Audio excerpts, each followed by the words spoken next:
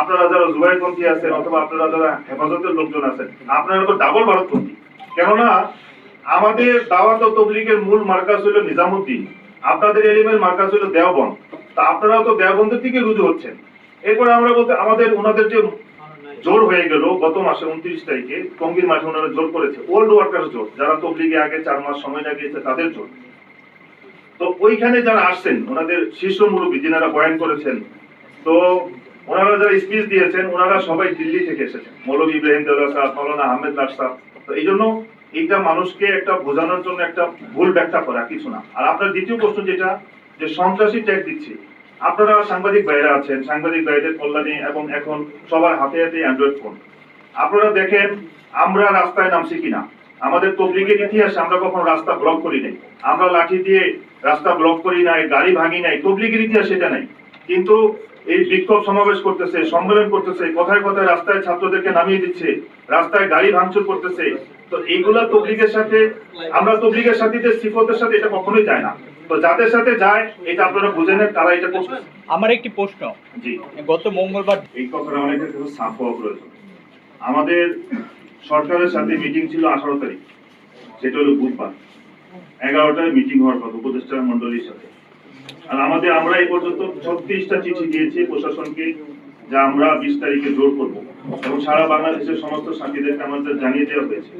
আপনারা জানেন এটা সারা বাংলাদেশে যে ম্যাচুরেট লোক এবং তাবলিগের সাথে আকসার বেশিরভাগ আমাদের সাথে, তো সাথীদেরকে যখন জানাই দেওয়া হয়েছে সাথীরা চলে আসবে, কারণ ইজতেমার মাঠ এই প্রায় 2 লক্ষ থেকে 3 লক্ষ লোকের নামাজের ব্যবস্থা করা, এরপরে প্যান্ডেল তৈরি করা। আপনারা জানেন বিদেশি মেহমান আমাদের এখনো প্রায় 1500-র মতো বিদেশি মেহমান আছে আমাদের এই দেশে, এই জোর করার জন্য এসেছে বা আরো আসবে। তো সবকিছু মিলে আমরা বললাম যে ঠিক আছে, 17 তারিখ রাতে চলে আসো, মঙ্গলবার রাতে।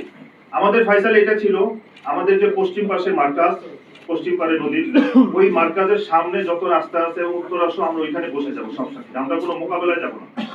কিন্তু রাত 11টায় বা 11:30টার সময় আমাদের কাছে খবর আসা শুরু হইলো স্টেশন রোড এবং কামারপাড়া ব্রিজ ওইদিকে আমাদের সাথীদের উপর হামলা হচ্ছে। আমাদের সাথীদের গাড়ি বিবাড়ি থেকে সাথীরা আসতেছে, কিশোরগঞ্জ, নেত্রকোনা, বয়স্ক লোকদের উপরে এই ছোট ছোট বাচ্চারা লাঠি ছোটা নিয়ে মারতেছে এবং এই পরিমাণ আর্তনাদ আমাদের কাছে খবর আসতেছে এবং তারা চারিদিকে আমাদের সাথীদেরকে আক্রমণ শুরু করে দিল।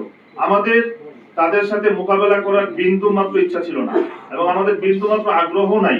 কিন্তু ওনারা যখন এই খবর আমরা পেলাম যে আমাদের সাথীদের আক্রমণ হচ্ছে এবং কামারপাড়া ব্রিজের পাশে দেখবেন যে আইইউবিএইচ ইউনিভার্সিটির পাশে একটা মাদ্রাসা আছে ওনাদের, ওই মাদ্রাসায় প্রায় 30 থেকে 50 জন ছাত্র ওস্তাদ সব লাঠি সহ রাখতে বাইরে দাঁড়িয়ে আছে, আমাদের সাথীদের উপর আক্রমণ শুরু করে দিচ্ছে। আমাদের চিন্তা ছিল যে আমরা হয়তোবা সকাল পর্যন্ত সাথীদেরকে রাখবো, 11টায় মিটিং হবে, মিটিং এর পরে যেটা ফয়সালা হয়, যদি সরকার আমাদেরকে এই টঙ্গীর মাঠ খালি করে দেয় আমরা ঢুকবো, আমরা এখানে জোর করবো। কিন্তু অত্যন্ত দুর্ঘটনাবশত এটা ওনারা আমাদের উপর হামলা করলো রাত্রেবেলা এবং আমাদের সাথীরা নিজেদেরকে সেভের জন্য, এবং যখন দেখবেন একটা মব হয়ে যায়, যখন এটাকে নিয়ন্ত্রণের বাইরে চলে যায়, যখন কিছু সাথী তারা আমাদের উপর আক্রমণ শুরু করলো।